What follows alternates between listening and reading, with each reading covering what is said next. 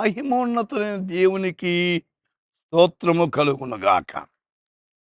కీర్తన 4:8 నేను ఒంటరిగా ఉండినను నీవే నన్ను సురక్షితముగా నివసింపజేయుదు. You alone O Lord make me dwell in the safety. मुझको ఏకాంత్ మే నిశ్చింత రహనే దేతా హై. అవును, నువ్వు ఒంటరి వాడు కాదు.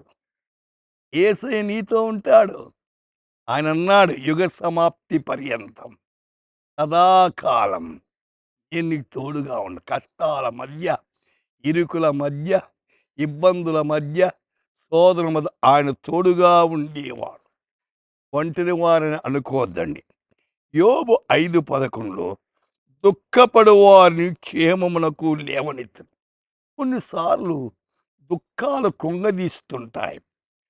దుఃఖాలు వస్తే దేవుని మీద ఆధారపడండి. నీ దుఃఖాన్ని తొలగిస్తాడు. అది ఏ దుఃఖమైనా పర్వాలే. అయితే అదేలాగున సామెతలు 11:31 నీతిమంతులు భూమి మీద ప్రతిఫలము పొందుదురు.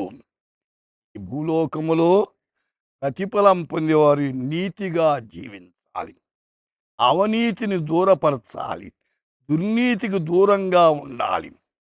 దేవుని మీద ఆనుకొనుట ద్వారా మనము ప్రతిఫలాన్ని పొందుతాం. సామెతలు 29:25 యెహోవా యందు నమ్మిక ఉంచువాడు సురక్షితముగా ఉండును. అవును, సురక్షితం కావాలి. మన ప్రయాణాల్లో సురక్షితం, ఇంటిలో సురక్షితం, మనం పెట్టిన కార్యాలన్నిటిలో కూడా సురక్షితం అవసరం.